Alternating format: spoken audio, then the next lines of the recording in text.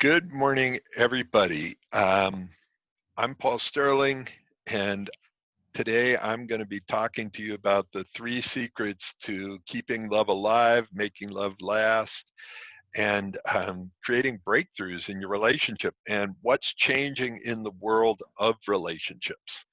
And so today is interactive. I can see you. I prefer it if you have your videos open. This is, if you want to get the most out of it, the way to get the most out of today is to interact, to put messages in the chat, to raise your hand, ask questions, dive in. Play this as if your relationship was on the line. And we're going to look at it from 2 different perspectives. There are people in here that are in a relationship and they want to make changes in the relationship, and there's other people. I just had a cat go by. Every time I do this, I have my puppy comes up and my cat comes and they want to play. They want to be right in front of the camera. So anyway, we have people that are in relationships that want to make a difference in their relationship, and we have people that are single that want to know, what does it take to make a relationship work? They might have had their heart broken.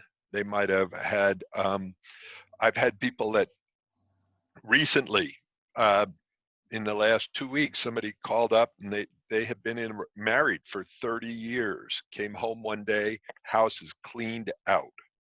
And it's like, what happened? And I'm going to explain what happened here today. Hi, Mo. Hi, everybody. Here we go into this deep dive. I'm going to pull up the chat box so I can see if you have questions. If you have questions, type them in. And like I said, interact, raise your hand, and wave. So the world is changing. How many of you notice that there's some big ass changes happening in the world? And some of them have nothing to do with COVID and all of that. And I'm going to talk about that. I'm going to talk about how those changes are impacting you and the world. Now, I'm going to make a wild guess. Why are you here today? And I'm guessing that everybody is here for the exact same reason. Now, that might sound a little odd, but here is my guess of why you're here, because you want some different results. And by the way, my handwriting, it's not as neat as I want it to be, and my spelling isn't as good as I would like it to be. I'm very flexible in spelling, so if bad spelling and messy handwriting are going to get in between you and having the relationship of your dreams, this is probably the wrong place to be. All right, so here's the question, then type in your answer. What if you want different results in your relationship, in your life? What controls the results you get or don't get in your life? This is this critical box right over here.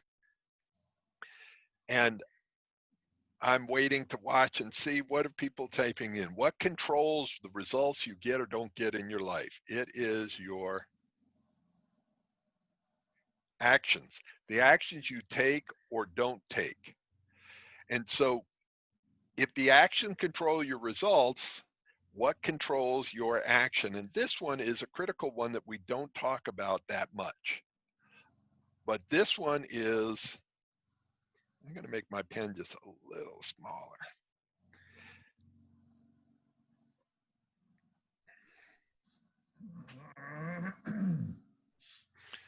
Is your what? What I want you to think about is your beliefs. So this is what's called a cybernetic loop, and we're going to dive into that a little bit today, because this is the stuff that we don't normally talk about. You want a different result, and we are definitely going to talk about what actions to take to make a relationship remarkable. We're also going to talk about what beliefs. But here's how this loop works in relationships. And this is what's critical. Your results end up controlling your beliefs, your past results. So say somebody grows up in a poor neighborhood. What kind of beliefs do they end up with? Poor neighborhood beliefs. Now, does it mean that they can't change them? No, they can change them. But what kind of action do they typically take? Poor neighborhood action. If you end up having your heart broken in a relationship and you make up some beliefs that relationships are dangerous, relationships are bad, vulnerability is bad, don't be open and honest, or you're going to get your heart broken. Those are the beliefs you have. Those are the actions you take. And then you end up in a relationship that's not very healthy for you. So what do we want to do here is look at how do we create a vision for what you want. Your vision then can control your beliefs, and your beliefs control your actions control your results. And I have a cat that's like trying to sit on my computer right now. So is this making sense? Thumbs up, thumbs down? I can, it's all right.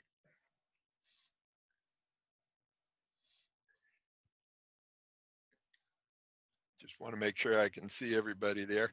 So this is going to be something that you probably haven't thought of. My question for you is, what does the agricultural age, the industrial age, and the technology age have to do with your relationship right now? So I want to give you say, okay, if I give you the big picture first and then down to the little picture, would that be okay? And again, thumbs up if that works for you.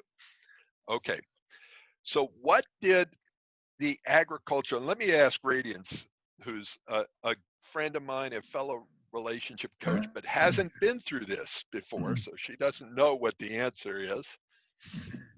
Radiance, what did the agricultural age give us?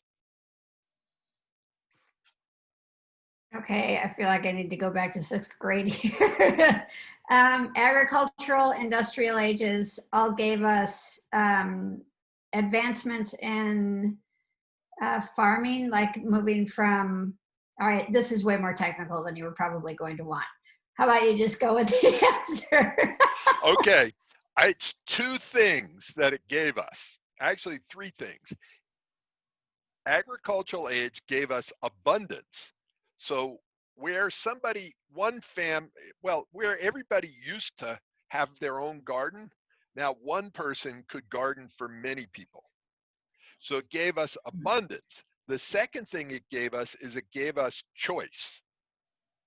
So abundance, choice, and the third thing is it changed our expectations, because there used to be a time when there wasn't a grocery store, you ate what was available, what was in the root cellar, what you had canned. And if it wasn't canned, you didn't have it. And if it was rotten fruit, it was better than no fruit. So the agricultural age gave us abundance, choice, and it changed our expectations around food. Hopefully that makes sense. Let's bounce forward to the industrial age. What did that give us? First, it gave us abundance. If you wanted a Model T, almost anybody could get a Model T. So first, there was abundance of Model Ts. The second thing it gave us after we got abundance is choice. Now, almost any kind of car that you want, you can get. And then the third thing it gave us is an expectation. Now, almost every American and many people in the world expect to own a vehicle. Excuse me. So choice of abundance, choice, expectation. This is where it gets really interesting, and it will tie into relationships. I know this is like, I want to give you the big picture first, but what did technology give us? Technology gave us an abundance of information, and now it gives us choice. Like I can go online and I can get information and choice about almost anything. And the third thing is it changed our expectation. Right now, if I wanted to date other people, and I'm in a long-term committed relationship, so I'm not saying I want to do that, but I have an abundance of choices. I can go on an app, swipe left, swipe right.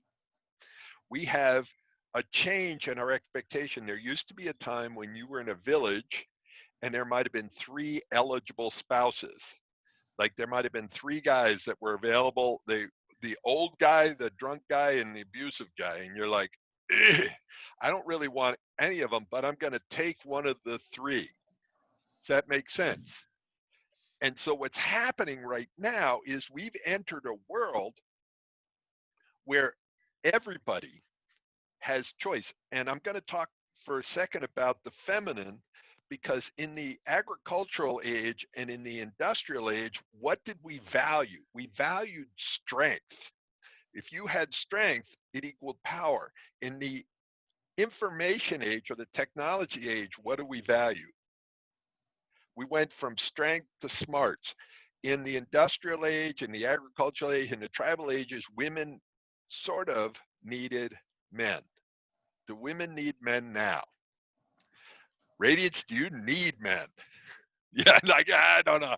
No. So what happens is men go from a place of high power where you could be the drunk, the abuser, the whatever, to equal power, because women just as smart as men. They might not be as strong, and they might actually be smarter, because if you look at what some of the men are doing on the planet today, not so hot. So what happens though is the expectation changes.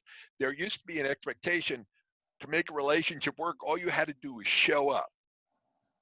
Now, a whole new world. So I'm about to dive into how this information came about. So if you think about it, we went from the agricultural age to the industrial age to the information age, and now we're almost in, I'm calling it the relationship age.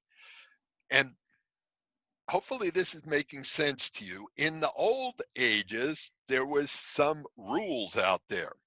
Here's women's roles. Now, Radiance, you can, you let me know if this resonates with you, but to be a good wife, to feel lucky that you're even married, you might on the first date ask about how good of a child rearer are you, and how good are you at cooking and housekeeping.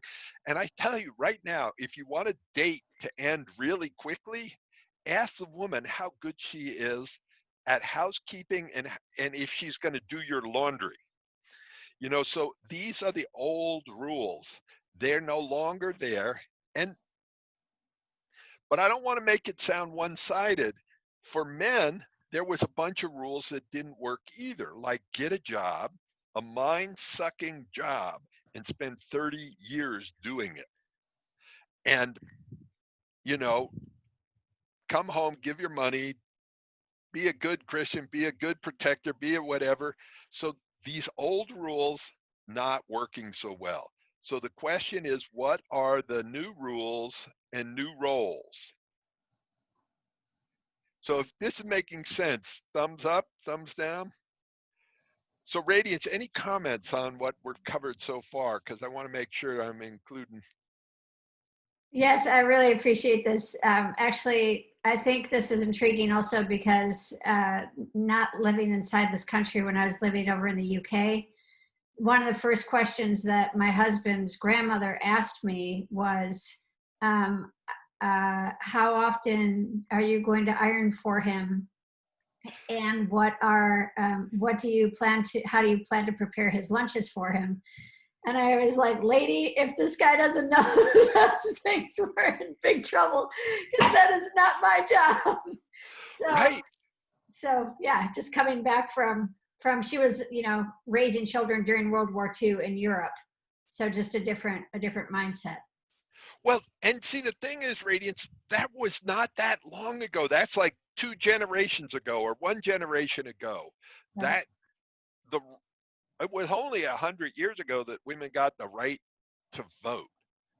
Right. Like, it has not been that long. We're in the middle of major transformation in what is wanted and expected in a relationship, and we're not prepared. We're learning a new language. Today is going to be a little bit about a new language. So here's the thing. I went on Google and I typed in diet advice, and there was 26,900,000 results. Now, That's a lot of results. That's a lot of information about diets. Then I typed in relationship advice, and there was 94,800,000 in whatever they call it results. So before this course, I read them just to be on top of things. Actually, no, I didn't. I did not read all 94 million. So what I want to do is today is I want to filter through that, because you might think you're on this call for information. I doubt it. If you wanted information, you could go read the 94,800,000. What I think you want is transformation. I think you want to integrate information and take something and make a change. And just listening to today, not going to make a change. It's only when you integrate it and you make decisions. No decisions, no change. So here's the difference between change and transformation. So Virgil, can I talk to you for a second? Certainly. All right, so Virgil, 200 years ago, or maybe 300 years ago, how did they make books? Oh, well, when the printing press came along, it was all manual work. It was hard work. Well, okay, so before the printing press, how did they make books? Oh, well, with what you got up here, it was quills that had to be dipped in ink. You had to produce the ink. You had to be sure it was the right ink, the right parchment, a lot of details. So by hand, they made them, and change was getting a better pen and better paper. So today, what I want you to type in, each of you, is there's a difference between change and transformation. Change is about getting a better pen or better communication or something, making something better in your relationship. And it's no problem. Change is great. Transformation is about going from handwriting a book to the printing press, and going from the old manual printing presses right on up to where they can make more books in an hour than it might have taken them hundreds of years to make the same amount of books as they can print out in an hour. So what we're looking at is a transformation of the tools and technologies, and it's the same thing in relationships. So if you think of your relationship, do you want to change it or transform it? So what do people have to say about that? I'm just going to look in here. What do you want? By the way, it's helpful for me. If you don't participate, it feels like it's one way and I'm just talking to a camera. And you're going to get more out of it if you type in and respond or raise your hand, or if you have questions. So thank you, Mo. Transformation. Now, I'm going to dive into the content in a second, but it's really important to see the framework first. The last part of the framework that I have right here is, and Mo, can I talk to you for a second? Yeah, sure. All right. So Mo, do you know much about health? I would like to say so, yeah. Cool. I picked the right person. So when you go to a doctor, there's 3 different things you can go for. You can go for, problem, prevention, or possibility. So what is most of Western medicine focus on here? I would say No problem. possibility or probability. No. Most of Western medicine, I want to be careful about this because I asked you a question. Most of it, I think, focuses on a problem. When do you go to a doctor?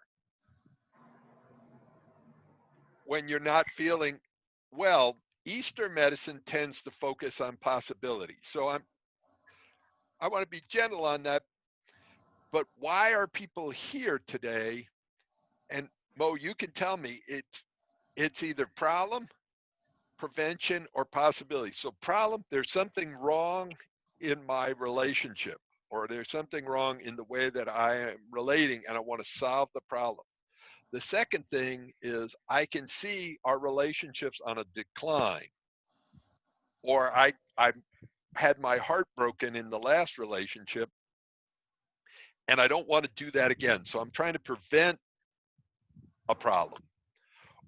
Or the third one is I see a possibility for the future. I see a possibility for relationships that I never saw before, and I want some tools. So Mo, which one of these resonates the most with you? Is it solving a problem, which is fine? I mean, when I broke my hand, I didn't want to talk to the doctor about health care and possibility. I wanted to talk about splints and and making the pain stop. I think for me personally, it would be all three. All three. Got it. Yeah. And it's really important to kind of hold this context. The idea here is I want people to have the big picture and then the specific skills. So your job and everybody's job on this call is to make 3 or 4 key decisions today. Because until you make a decision, nothing happens.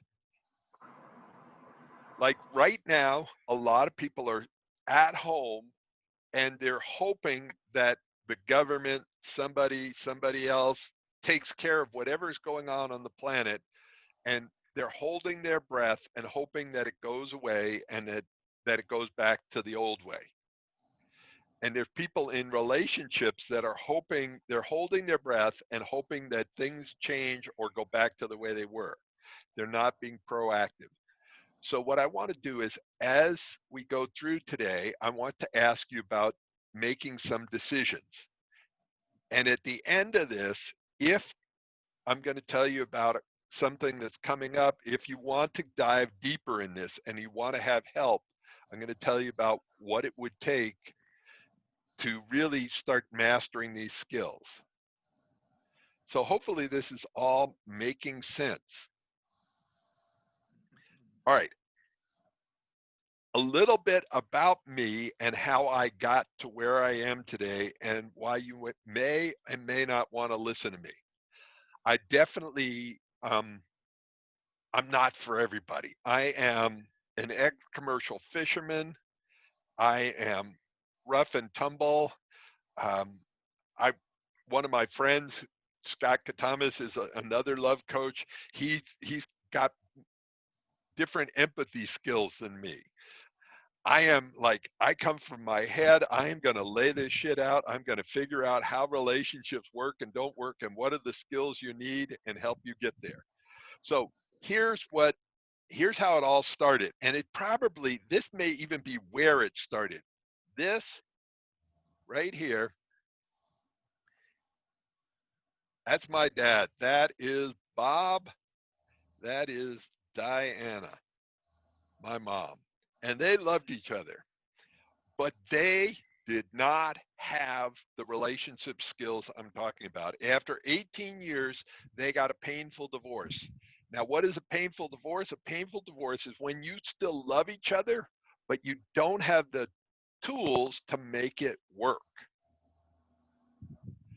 And I deal with that heartbreak on a daily basis. I help people go and change their skill set.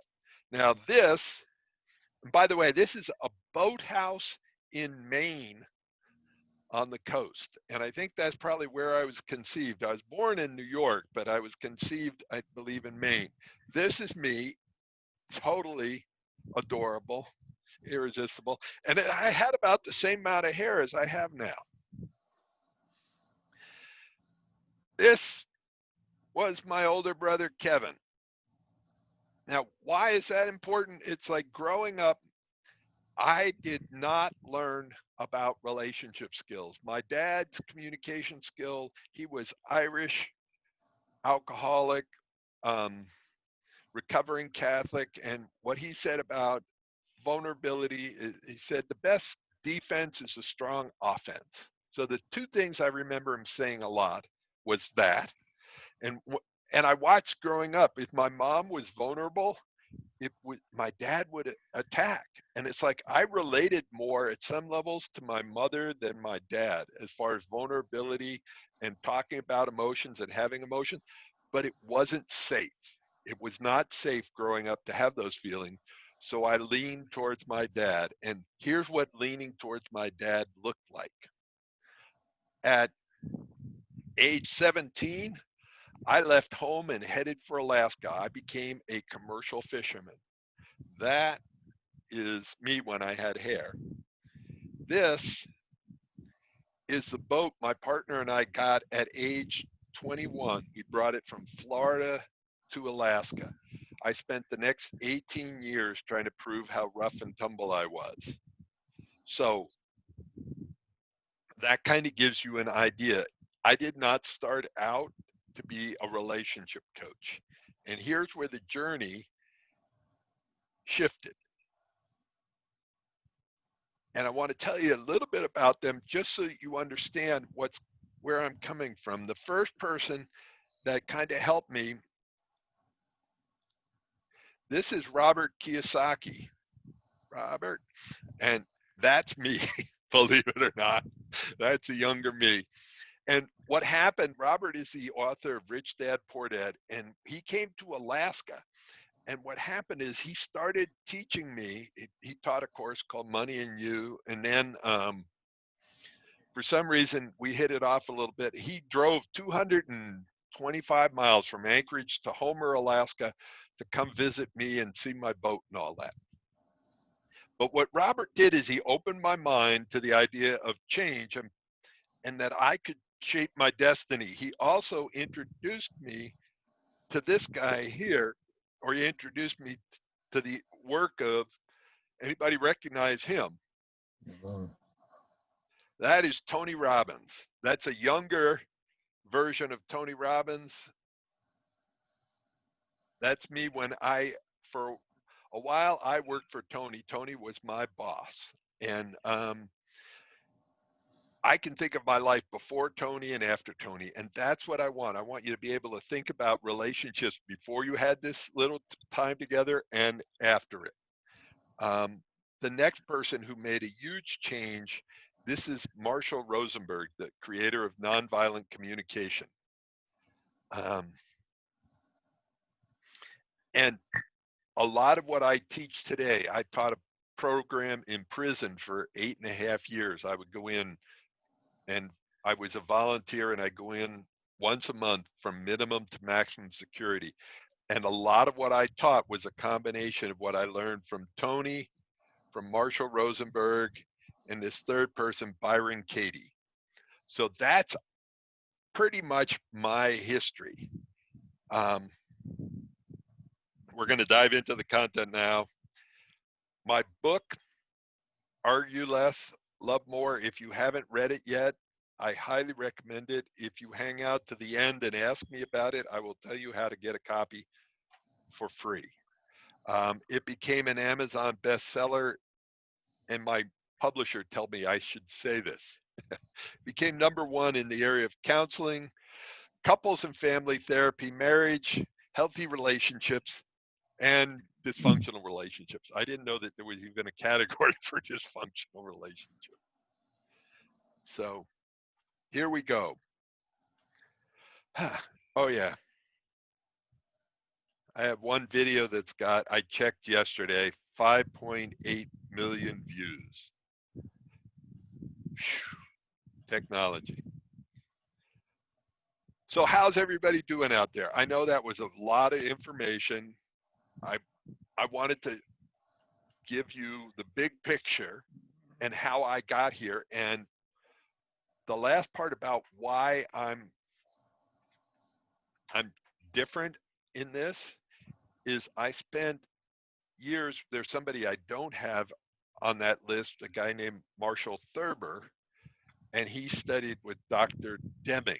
Deming's the guy who taught the Japanese about quality, productivity, and leadership and transformed Japan after World War II. What does that have to do with relationship? Deming was a systems guy. And so I learned all about systems. And what systems are is systems are the invisible processes that make things happen. What we deal with is the difference between symptoms and systems. So when I look at relationships, a lot of people deal with the symptoms. And what I try to do is look at the systems. So we're going to dive into that right now. All right, problem number one. How many of you find relationships overwhelming, frustrating, confusing, heartbreaking, complicated at times? All right, got it. So when I went to New York with my beloved last spring, I am a country boy. And I found the subway overwhelming, frustrating, confusing, complicated. There are 840 miles of track in New York City. That leads to 472 stations, 27 subway lines. So to figure things out, what do you need? So what do you need? Radiance, what do you need? You need math. And a And map. even with a map, it can be overwhelming, but a map helps you start to make sense of it.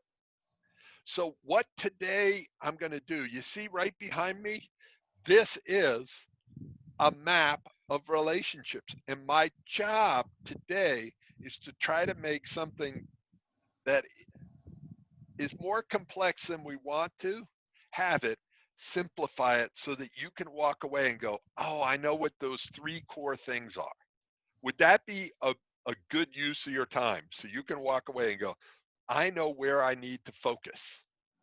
All right. So here we go into secret number one. And what people told me when they learned the secret, like I've worked with couples for 25 years from all around the world. There was a couple that came to me from New York. They'd been married 23 years. And for the last 3 years before they came to me, they didn't even spend their anniversaries together. And she said, I started feeling hopeless and alienated in my marriage. And they were able to turn it around. And she was the only one who did the work. Like, it's better if you do this as a team, but she was the only one who came. And you can read the whole testimonial on my website. This other couple, they've been married over 25 years, and they said their only regret when they started learning this stuff is they hadn't learned it 25 years ago. And the reason I'm telling you this is so that your brain goes, oh, this works there. I bet it will work here. This third couple, they had become at best reluctant roommates. They were had been living in the same house, and for 7 of the 8 years, I think it was, he'd been in the upstairs bedroom, she was in the downstairs bedroom, and some points she would lock her door inside her own house. And they were able to turn it around. The only reason they were roommates is they had a beautiful daughter together. And that daughter, and I wish I had it today because I would show you, drew me a picture of before and after doing this work. How her parents fought and how they got along because they learned some new tools. So here you go. This is the essence of relationships. Everything I teach is designed around this one thing, keeping love alive. So how many of you want the rest of your relationship to be the best of your relationship? Yes, I thank you for continuing to participate. I know I'm asking a lot of questions, but part of the reason I ask the questions, it keeps the brain engaged. And that's how you're going to walk away with the most information here. So the idea here, and I know you're going to go like, duh.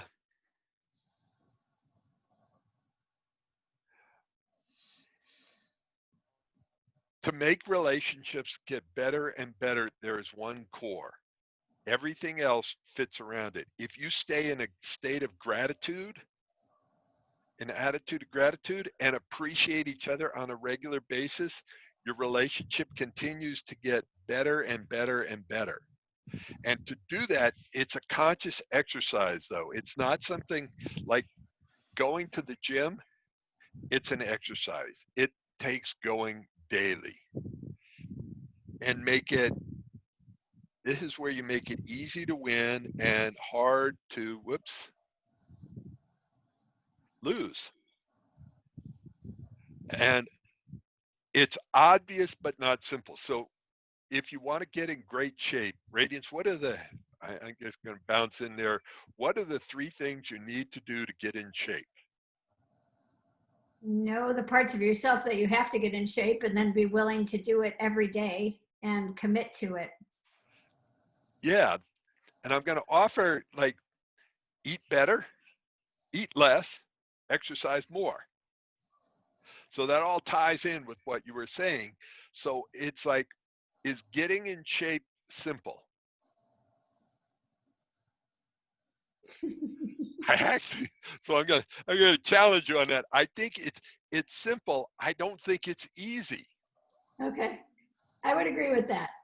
So is having a great relationship simple? Yeah.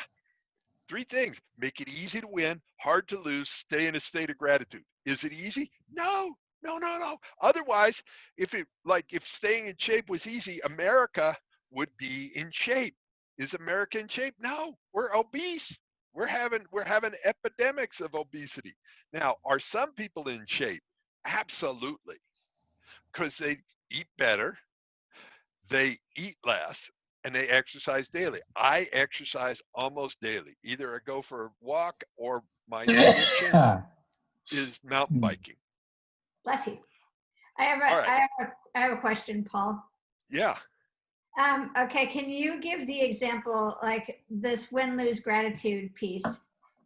Can you give your example of, because I've been in relationships where I think that I am being grateful, but they are not appreciating the way that I'm being grateful. And can you give your example of your partner with her garden, of how to make sure that it's landing? Yeah. So my partner has a green thumb. I do not have a green thumb. I have a brown thumb. I kill plants, not intentionally, but and I'm also somewhat unconscious of it. Like I walk through our backyard and I don't notice the the 10 new plants that have been planted, or this got trimmed, or that got done, or all that. So periodically what we'll do is we'll walk through the backyard and she'll point out the things and I will appreciate each thing as we go.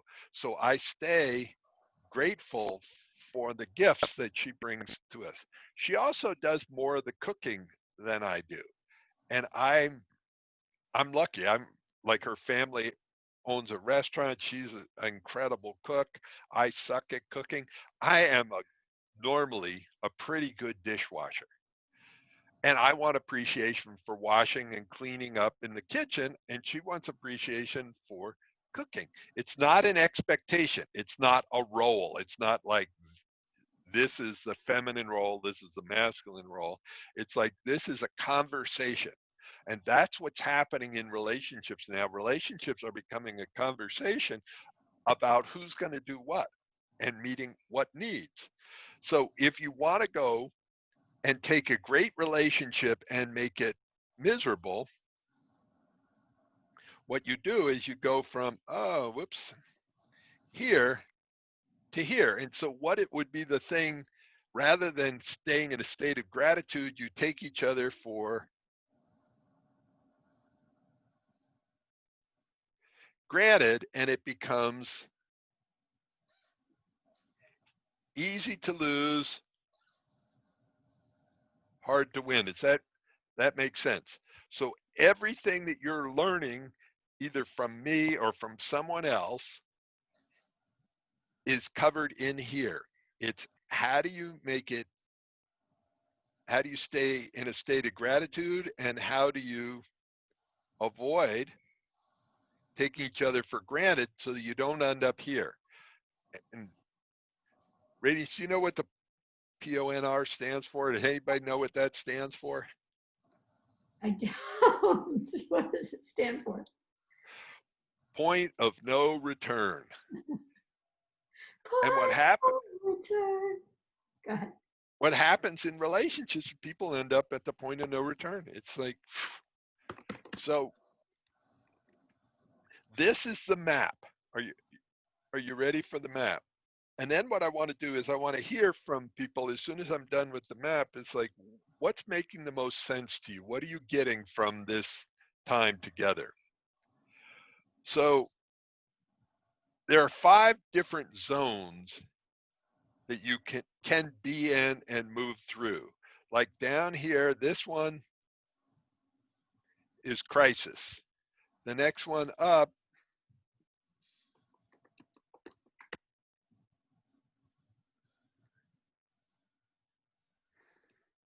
is conflict. Stuck in a rut, good. And what would this last one be? Stellar. Yeah, I'm trying to look for, I call it great or remarkable or all of the rest of that. So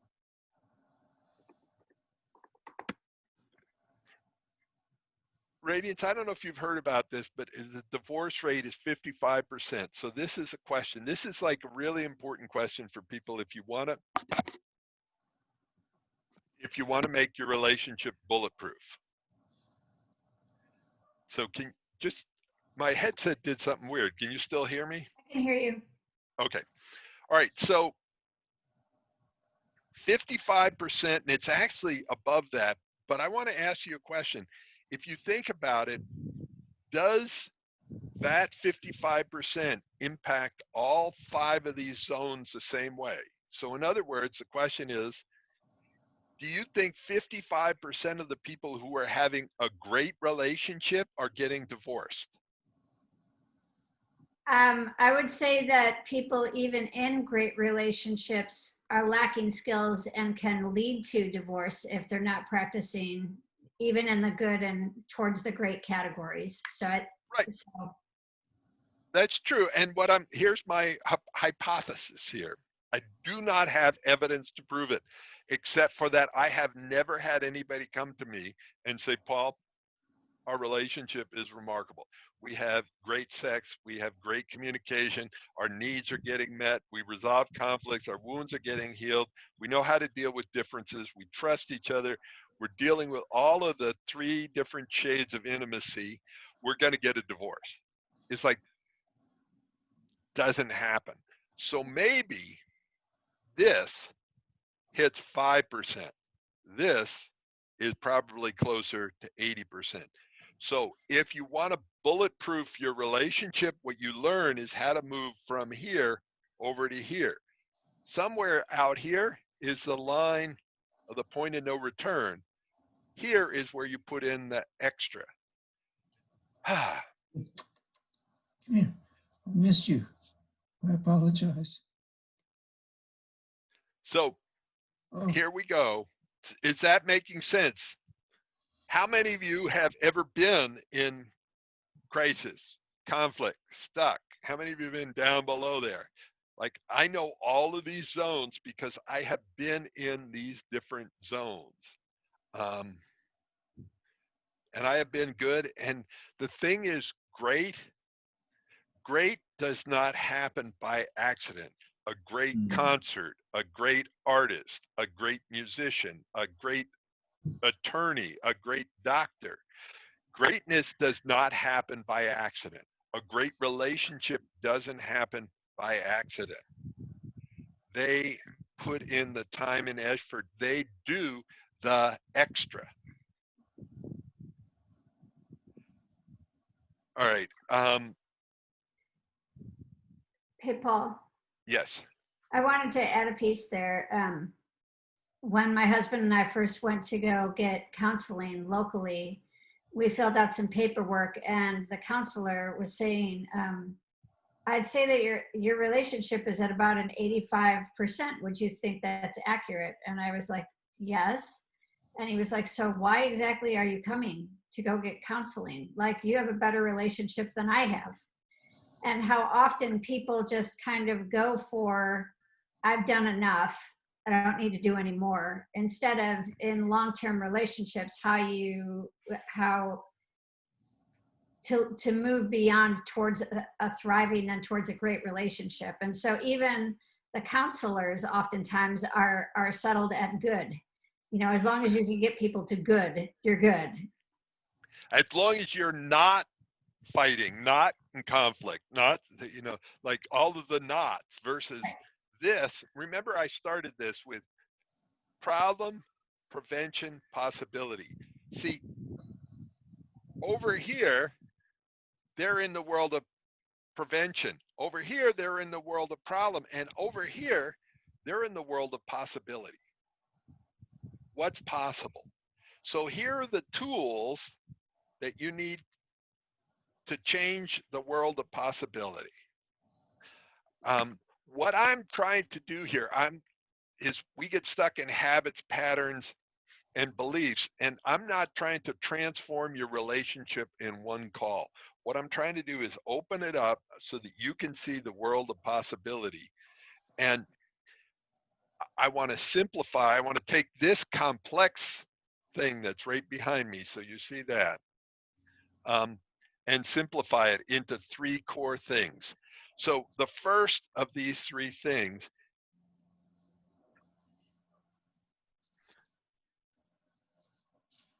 this is the big why. Why are you even in a relationship? And if you'll see that there's the 3 sets. This first set, let me see if I can.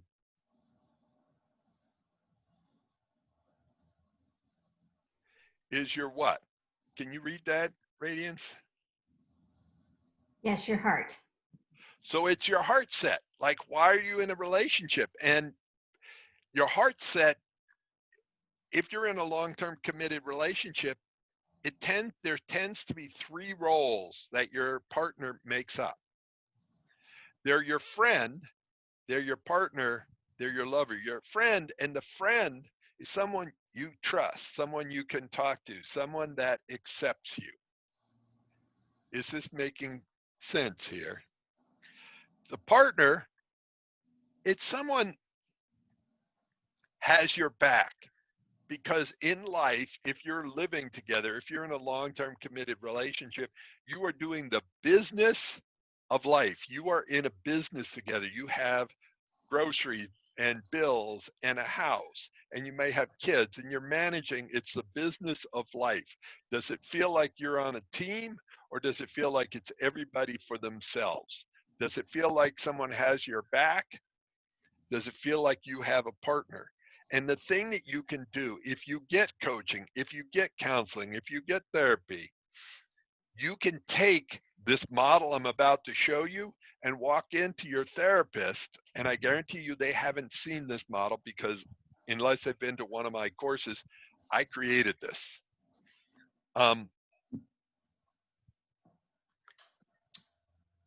If you look at it, friend, partner, lover, and what I want to do is I want to hear from you guys, which one of these, if you worked on it, would make the biggest difference in your relationship, or if you're single right now, would have made the biggest difference in your past relationship?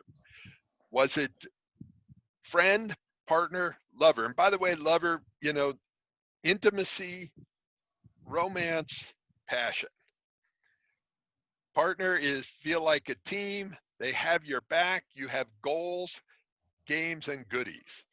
So Anish, which one would have made the biggest difference for you? It's great to see your radiant face. Hey, sorry about the earlier. I Oh, was no, getting no. Thank you. yeah. So for me, it would be probably partner, All right. because we both are very different people. We have very different backgrounds. We come from very different culture. So a lot of times that I have certain expectation does not seem very obvious to the other person. And so in those cases, what I end up doing is I end up doing those things by myself, and vice versa for her. So yeah, that would be one area for improvement for me. Excuse me. And what difference would that make in your relationship? Oh, less fights, arguments, less Yeah, what, arguments. thank you so much. What Tony Robbins said is most agreements are unspoken until broken. So they start out as an expectation, especially when I work with cross-cultural relationships, Mm-hmm. because a lot of times expectations are cultural. Right. Like, and you don't even think you need to talk about it. Like, it's almost, I'll give a silly example. If I went through my partner's purse and took money out without asking, I'm going like, well, in my family, that's what you did when you were together. It's like, no, no, no, that's something that needs to be talked about. That is like, there's a good chance it's not going to go well. So, Mo, which one would you want to work on here? Friend, partner, lover? I would say lover. And I think, there, I think go I ahead. sometimes lack congruency with expressing how I feel and acting upon it. So I've been in dynamics where I'm expressing this is the way that I feel, but when it's time to put in action, I kind of hesitate in that realm as far as intimacy and just showing intimacy primarily. Yeah, and there's 3 shades of intimacy. There's physical, emotional, and sexual intimacy. And Mo, I know for most men, we're taught not to show our emotions. And Sure. it's getting way out of our comfort zone. So even talking about it, it's like we look at it on a scale of 1 to 10, we think we're really doing a 10, and they're going like, oh yeah, that was a 3. So it's understanding that dynamic and dealing with that. So thank you, Mo. Thank you. Virgil, for you, which one would you want to work on? Friend, partner, lover? Well, I've just come through a serious illness, and there's been a real shift in the partner. My wife's had to take over a lot of the responsibilities of the household, the business, and everything, and she's built up some hurt about that. And Mm, when people ask, well, how are you doing, Virgil? I've got an answer that's different than hers. I think I'm doing better than she thinks I am, and some of that too is that it was a combination of uh, I had shingles on my face that morphed into encephalitis, and there was some brain damage. I do have challenges on short-term memory, and I'm even down to helping her in the kitchen. She'll ask me to do something, and I'll forget what it was. And you know, I thought I was peeling cucumbers the other day, and I wasn't. I was peeling squash. It was like, can't you remember anything? You better not. You can't get back into doing any business because you're just going to get us into trouble. And the neurologist had said the same thing. So I'm really celebrating July, because July was the date that it was forecast that I would be back to normal. And I keep joking with my doctors and saying, couldn't you give me more than normal, because my normal's not so good. yeah. And without diving too deep into it, one of the challenges is having a caregiver that takes care of themselves too. That's been the big issue. This has been harder on her than it's been on me, and I almost died. So Yeah. Yeah. And see, the thing that this is in here, and thank you, Virgil, I'm sending you lots of love, thank and you, Paul. sending your partner lots of love. And Thank you. the only reason to be in a relationship is to get your needs met. So this thing, we have needs, and sometimes the needs feel like a burden. So in your case, Virgil, with your beloved, sometimes your needs ended up feeling like a burden to her. I'm just saying Right. what it sounds like what you Yeah. said. Yeah. Yeah. And it's like, how do we get back to seeing our needs as precious and having their needs as precious? So it's like doing this dance to look at what are the needs and how do we go from them feeling like a burden to precious. This is a whole new language. There's a language of feelings and needs. And what happens is when we stop getting our needs met in the relationship's over. Now some are over and people leave and quit, called divorce, and some are over where they just give up on the relationship and give up on their needs, but they don't leave the relationship. So that is the first set, the heart set. The second set right here, which is that's why be in a relationship. This is right here. This is what is running your relationship. Radiance. Hey, Paul, I have a question. Can you go back to friend on the other, can you go down for one moment, please? In your partner, can you give me the TBG again, please, what those are? Okay, goals, got your back, feel like you're a team. You have common goals, games, and goodies, the 3 Gs, goals, games, goodies. So what is a game? A game is like you make a game out of getting the goal. And even if it's cleaning up the house, you can turn cleaning up the house into a game. Or Virgil cooking dinner can become a game. And then you Yeah. give yourself goodies like rewards for getting the dishes done or the, whatever it is. So that makes sense, Radiance? Yes, thank you. Yes. And thank you for asking. And I had asked Radiance actually to make sure that she represents everybody. And if there's any confusion, for her to step right in there and stop me. Very good, Shield. All right. This is what's running the show. This is called your ROS. And this is your, I got to change colors on that one.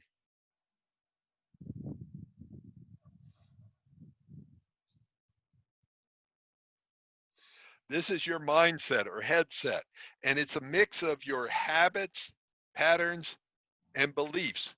So either your mindset is set up to do one of two things, sabotage you or support you.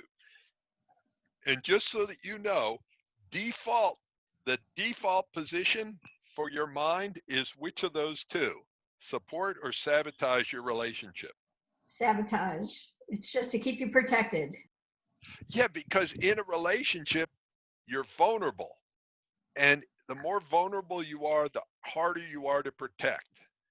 The more that you let somebody into your life, so especially we've got mostly men on this call, the more vulnerable we are as men, the harder it is for our unconscious mind to protect us. So what do we want to do? We want to push people away. We don't want to be vulnerable. And we create habits, patterns, and beliefs that keep people away from us. So Mo, can I interact with you again for a second? Yeah, sure. How old are you? 30. Okay, so I'm gonna sell you something now. For in this example, I'm gonna sell you a program that was created 25 years ago by a 5-year-old. It is full of incompatibilities, viruses, and limitations, and it's going to make all the most important decisions in your life, like around relationship, money, life, all the rest of that. How many of them do you want? One. Yeah, none. But see, that's the thing is, we created our beliefs, our relationship operating system when we were 5 years old, when we were 7 years old. And a lot of it was created to protect us, and it was created by a 5-year-old brain. And so part of the process we go through is to update your operating system and make it more user friendly. Are we talking about the subconscious here, or are we talking about something? Absolutely. We're talking about the subconscious. Your Okay. relationship operating system is that part of your mind that you can't see. It's like on my phone and on my computer. On my phone, I have 156 different applications, but I have one operating system. If I change the operating system, it impacts all of the applications. If I change an application, it doesn't impact the operating system. That makes sense. So what you want to do is, this is why this is different than most relationship stuff. Like you pick up Cosmo magazine or something and it's like the 3 tips on whatever it is. They're all about taking a different action or creating rules in a relationship versus changing the operating system. What you want to do is look at your operating system and change it so it supports you rather than sabotage it.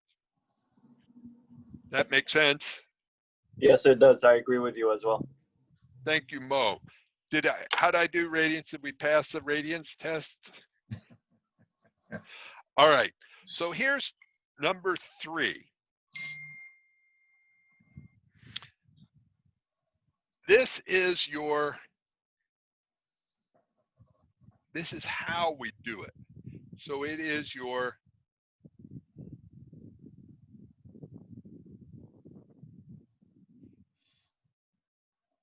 skill set. So Anish, and am I saying Anish right? Am I? You can call me Anish.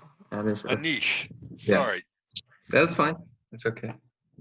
So Anish, what is your background? What's your skill set? Like, what do you do for a living? I'm a wireless engineer. So I make. Okay, so stop right there. Like all I heard was wireless engineer and my brain went like, it almost shut down because it's like, I look at this right here. This to me, even though it's got a lot of stuff, is simple because I see all the connections. I hear wireless engineer and I hear like, oh my God, that is so much more complex than anything.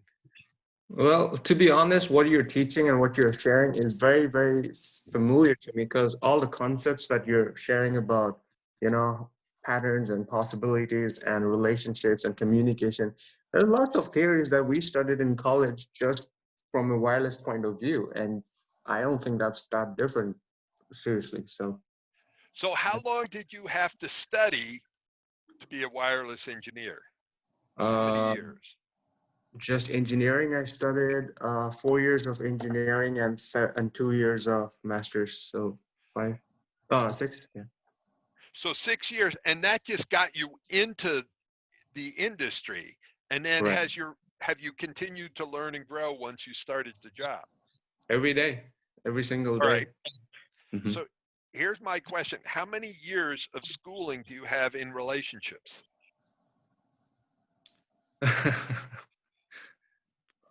I would say none because no one taught me anything. So, All right. So but I have a question regarding that. sure. So even though no one teaches us anything, we do end up learning. And the way we learn does not necessarily mean I had a teacher. We learn subconsciously, consciously, however you say. And when you were talking about updating your operating system, like the relation operating system, how do you do that when you have certain muscle memory that is attached to you or your behavior? Like, how do you change that? Because to me, it seems very hard that what I've seen growing up or the place where I grew up, that seems so innate to me that anytime I want to leave that, it seems uh, something's not right. And that makes me want to leave the relationship. Right. So just What you brought up, thank you so much. It's a critical point, and the challenge here is growing to be able to change things first, like when I update my operating system on my phone, I actually have no idea what's going on. I get a little message that says, do you want to update? I go, yes. That's it. I have no idea what magic happens behind the scenes when it updates itself and then it has a new version. The first thing, though, that needs to happen if we want to update our own operating systems, we have to be able to make the invisible visible. So we have to be able to look and go, what are my beliefs? And since beliefs are invisible, there needs to be a process to go through to be able to identify your beliefs. And you start looking at your habits and patterns and actions and go, oh, if I'm taking that action, I must believe this. So you become a detective of your beliefs and you make the invisible visible. That was my job I spent years as a corporate consultant. I worked at companies like the Sheraton Hotel in Hong Kong, where I turned around. They had I think it was 100 and some percent turnover in their cleaning, the housekeeper department. And so what I had to do is make the invisible visible. What was going on? Because at first they just blamed, they said the local workers suck, they blamed people, it was all the rest of that. And it's like, it wasn't that at all. There was something wrong with the system. But until you made the invisible visible, you didn't know where to work. Radiance. I have one piece of that I appreciated. When I started to look internally, I would start to recognize, where am I constricted in my body? Where have I stopped breathing? I've been married 23 years.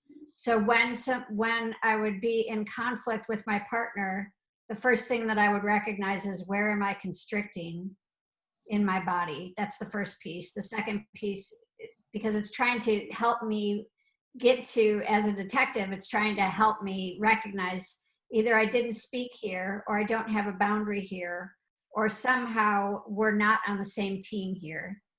And so the first time, instead of thinking that it's about the other person, I'm going in and I'm like, okay, what's going on for me? Am I sad? Am I angry? Am I scared? Do I have, and how can I just breathe in there? So that was, Anish, are you tracking any of that?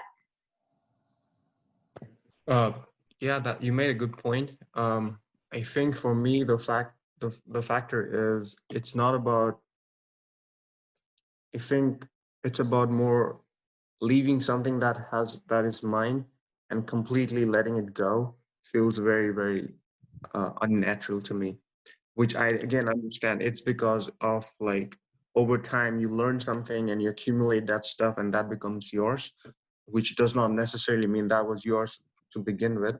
But when you have a certain period of time and you kind of take it as yourself, you want to, like, when I need to leave that part, it feels very existentially threatening to me.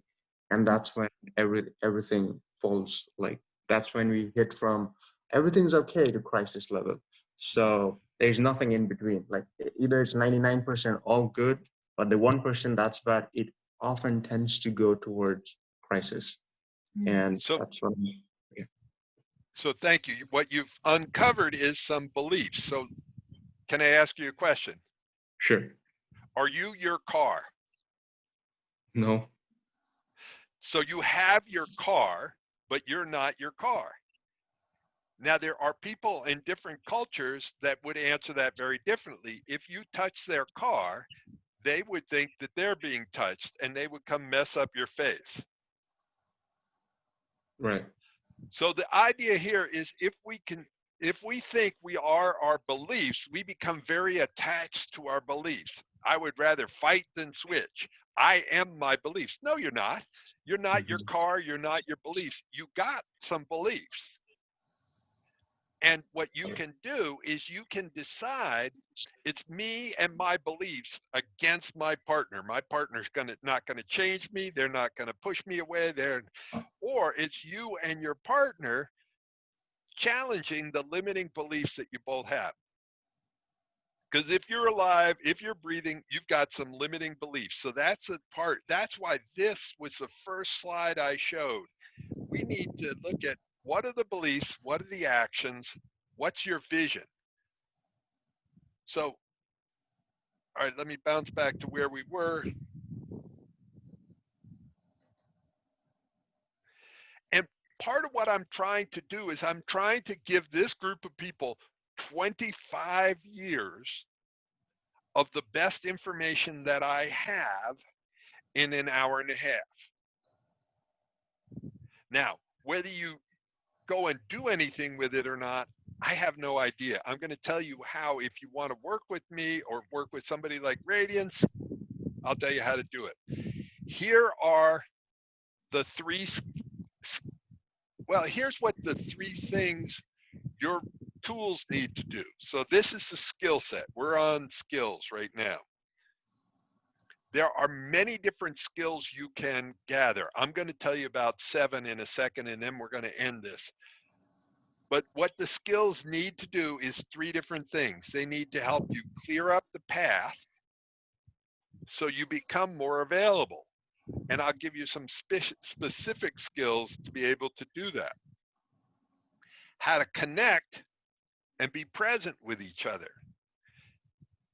How to create new possibilities for the future. So my quick metaphorical story is from growing up, I love soft-boiled eggs. My mom used to make soft-boiled eggs. It reminds me of growing up in soft-boiled eggs. So when I go out, I order soft-boiled eggs. All right. I go to this restaurant right up the road. The cook, 10 times better than me, couldn't boil a soft-boiled egg to save his life. I come home, I can make soft-boiled eggs that are almost perfect every single time. Am I a better cook than him? Not even close. If you put me in his kitchen, but I have a better what?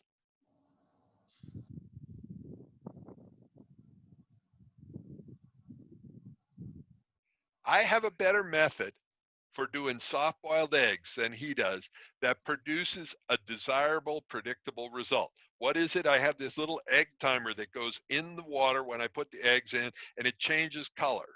And I can tell by the color what the egg is. Now, do I need to be a cook to be able to boil an egg? No. Do you need to be a relationship expert to have amazing results in your relationship? No. What do you need? A better what? Method. A better method. And it's a method anybody can learn. Anybody can boil an egg. Anybody can communicate so that both people feel heard, understood, and valued. And what we want to do is give you methods that help you clear up the past, connect and get present, create possibilities for the future. So that is, as best as I can do it, that is 25 years of research on a single page. Relationships are more complicated than we want them to be, but they're simpler than we think they are. What happens when your heart set and your mindset are working together, you become, let me blow that up again, available. Physically, emotionally, mentally. And if you've got a lot of pain from the past, you're not very available. When your mindset and your skill sets are working together, you become capable. When your skills and your heart are working together, you're willing. And when you put this all together, you create lasting love.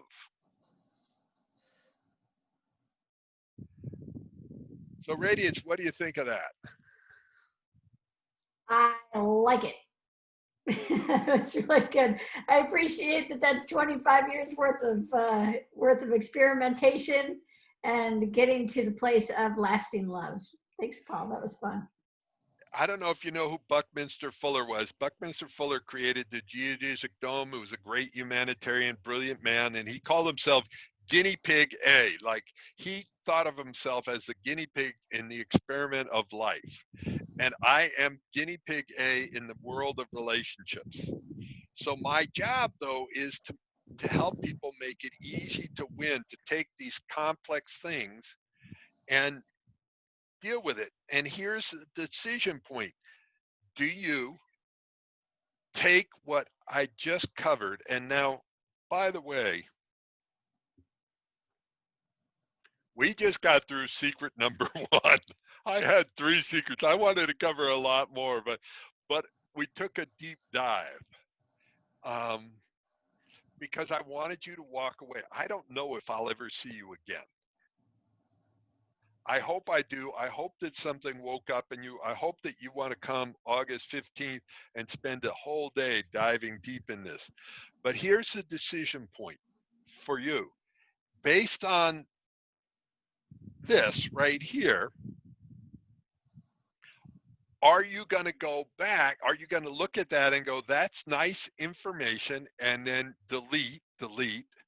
Or are you going to post it on your refrigerator and go, you know what? I'm committed. I'm going to sit down with my partner. I'm going to review this. If I'm alone and don't have a partner in the relationship, am I going to go through this and commit to mastering relationships?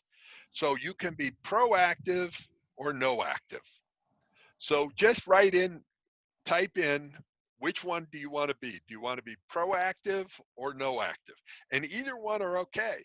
Like, it took me a long time to be proactive. I went through 1 divorce, 4 broken engagements. It was all about them. So I see proactive. This one I'm going to buzz through quickly.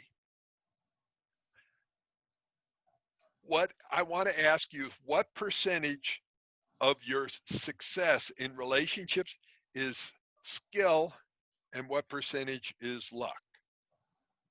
So what percentage keeping your relationship alive and loving and lasting? What percentage of that is skill? What percentage is luck? I love that you have it in an airplane. That's a really good question. Are you feeling lucky if you're about to go Yeah. up? All right. Well, I remember that line from a Clint Eastwood movie. Are you feeling lucky? Get on my airplane, because this is the Lucky Airlines. So when your pilot, do you want your pilot to have luck or skill? Skill. So in a relationship, do you want luck or skill? So this one, I'm just going to tell you real quickly. There are 7 skills that make up about 80% or 90% of whether you're going to be successful long-term in your relationship or not. Communication, getting your needs met, conflict resolution, dealing with wounds and triggers, building a foundation of trust, 3 shades of intimacy, and dealing with difficulties, differences, and decisions. So which one has made the biggest difference for you, Radiance? And I want to hear, which one would people like to work on? Just type in, which one do you think would really help your relationship? Communication, getting needs met, conflict resolution, wounds and triggers, trust, or intimacy, or dealing with differences? The biggest one for me that I started with was wounds and triggers, to know why was it that I had the beliefs that I had, and how was I keeping my partner in conflict? Like, how was I staying in conflict because of those original wounding patterns? Yeah, and the wounds and triggers basically keep you out of the relationship. And so the choice that we have on wounds and triggers is we either get bitter or we get better. And I know that might not show up as well as I wanted to. It's showing up pretty good. So what about for other people? Which one would make the biggest difference? I see conflict resolution. I would love to spend more time on this. This is sort of the menu. We're going to go, when we have a whole day at this, we're going to dive into each of these so that you have some ideas. So Again, proactive, reactive. Now that you know what the 7 skills are you going to actively go and learn about them, or are you just going to wait till something happens in your relationship and get reactive? So did you learn engineering by accident? Or did you actively go after your engineering degree? Pretty much actively, yeah. Right. Yeah. So which one of these would you take on actively? If you could just learn one of them, which one would it be? And I think you already put in conflict resolution. So Right. what would that do for your relationship? I think that would avoid a lot of future wounds, because a lot of conflict results in wounds that kind of forms a self-fulfilling cycle of pain and hurt, and that's what I'm trying to avoid at this point. Yeah, see, because this is basically the normal side. Over here is the normal side. Let me Mm-hmm. move it. And over here it's the remarkable side. So the normal side is conflict spirals downward. They don't get resolved. It drives you apart. Over here, you have compassion and curiosity. Conflicts can bring you closer, and you look at the precious needs that are not being met. So now that you know this, are you going to be proactive and learn about conflict resolution, or reactive? Oh, sorry, pro. Cool. And there's so much more I wanted to show you here, but basically, we just raise your hand if I can ask you guys a tough question. Here's a, okay. You have 5 options. You may have more options than these 5, but here are the 5 that I think you have. You can walk away from today and go, that was nice information. It was a fun call, and I'm going to do nothing with it and go back to what I call the silent settling and suffering. The next one, which is similar, is the hope and pray. Like, I hope and pray that something changes, but I'm not going to actually take it on. The next one, which is super tempting, is, all right, I learned this stuff, and now I know that my partner's screwed up because they are not doing this, and I now know I'm going to use what Paul taught me to make my partner bad, stupid, and wrong, and I'm going to fix my partner because they're the ones who are screwed up, not me. All right? Those all will get a certain result. The next one is, forget it. I can't change my partner. I'm going to change partners. I'm going to get a different one. Now, listen, I've done all of these. Remember I said 1 divorce, 4 broken engagements. I changed partners because they were screwed up. Not me, them. Or I can do this last one, which is change the way I treat my partner. This is changing the system rather than dealing with the symptoms. So which one do you want to do? Settle and suffer, hope and pray, change your partner. By the way, how many of you have ever been able to change your partner effectively? How many of you like being changed by your partner? You know, like, yeah, bring it on. Let me know how bad, stupid, and wrong I am. Changing partners or changing the system. So if changing the system works for you, and we're wrapping this up, here's my invitation. Reach out to me and see if you are a good fit for one of my programs. There's 2 basic things. There's, well, 3 of them actually. One is if you're really good at working on yourself and you've done a lot of therapy and all that, there are some do it yourself. Like you can go and take one of my courses that's online that has, I put it up there. You can work your way right through it.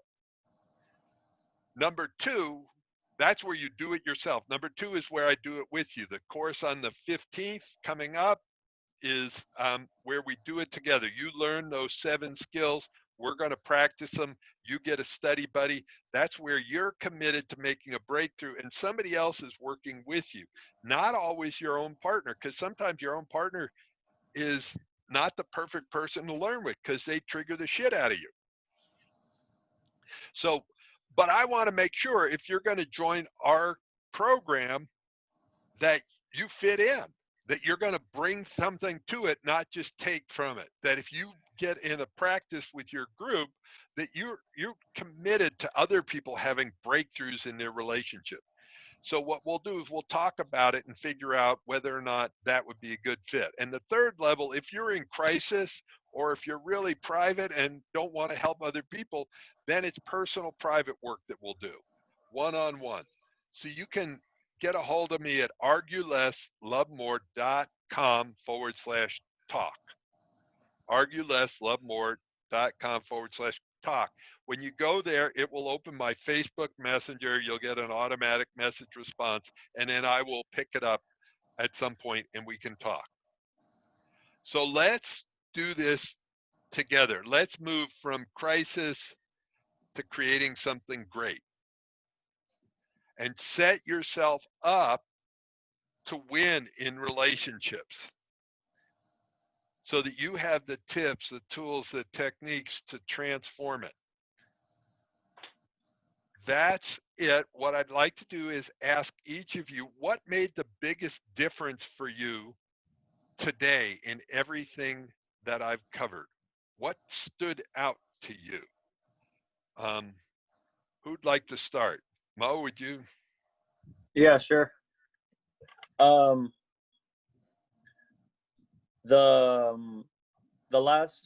little Venn diagram of having the heart set, the mindset, and the skill set, and just how bringing them all together and them working congruently, that's the result that everyone wants, which is lasting love in a dynamic. Thank you. Yeah. And it starts to make sense, and you can see where relationships fell apart because you can see what was missing. Yeah, absolutely. Thanks, Mo. Virgil. I tied a lot of things together. I was thinking that you tied, and I realized a lot of things came together.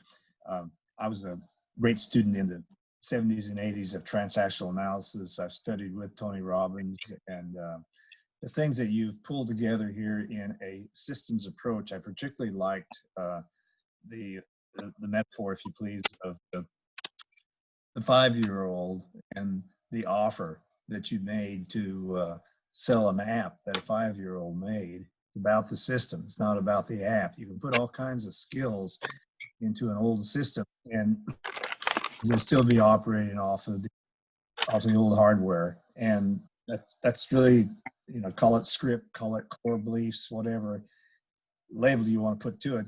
I think you've done a fine job here. I really appreciate the opportunity. Thank you. And now I'm like worried I'm going to say it wrong. Anish? Anish? Darn. I was like, You're fine. You can call me whatever feels calls up to you. I think the best part of today was the way you describe, the way you break down a problem that seems so unsolvable for so many of us, and you put out a possibility that, okay, look, it is simple, but it's not easy. I think that stood out to me so very much, because a lot of people think, oh, it's easy and we're gonna do it, and they start doing it, and then it's not, and it's not easy, it's hard, and that's what pushes them away further. And I think you made it very clear that there is a way, but you gotta put time for it, and I think that's brilliant. I really appreciate that. yeah, it's simple. It's not easy. Right. So yeah, and Radiance, what did you get? And by the way, I want to make sure I thank all of you for showing up, and I thank Radiance, who's I asked her at the last minute to jump on and kind of be the advocate for the listeners and help keep me on track. So Yeah, thank you. Radiant did a phenomenal job of the commentary and everything and noting it down. So that was beautiful too. Thank you very much. Thank you. Yeah. Thank you, Nish. I appreciate your comedy most, Paul. I appreciate the undercurrent of comedy because this is some heavy, heavy stuff. And the fact that you're able to make it articulate and logical when it's heart based, I really appreciate that. So I thoroughly enjoy your humor. It goes a long way. Thank you. Thank you. And what did you get? Like, what concept spoke to you here? I wrote down all kinds of concepts, Paul. The biggest one I think was are you going to be better or are you going to be bigger? Or Oh, like yeah. that's funny to me because so often I think in relationships I've been placed from martyr. Like I talk about adding martyr sauce because I haven't finished working on whatever I'm working on. So I just kind of like, I'm like, and you should feel really terrible about this. So I'll just like bake that into whatever I'm saying. Martyr sauce. That's awesome. Thank you Yeah. very much. That's yeah. Okay. Well, thank you, everybody. Reach out. Make today be the beginning, not the end. There's a whole world out there that's possible for you. And if you're committed and courageous and enjoyable to work with, let's have a conversation and see if we're a match. I want to make sure I've gotten to this point in my life where I only work with people that are fun to work with. And in the past, I would be more committed to their relationship and their skills than they were. And that didn't work for me anymore. So I work with people who are really committed to having a breakthrough, are willing to do the hard work and get uncomfortable, and that are coachable. And if you think that that's you, I'd be honored to work with you. So thank you very much. I'm going to stop sharing my screen. And I would love it also, lastly, is if you got something from today, if you would type in a little testimonial on Facebook or send me an email testimonial, like, what did you get? So that would be awesome. All right, I am going to stop the recording.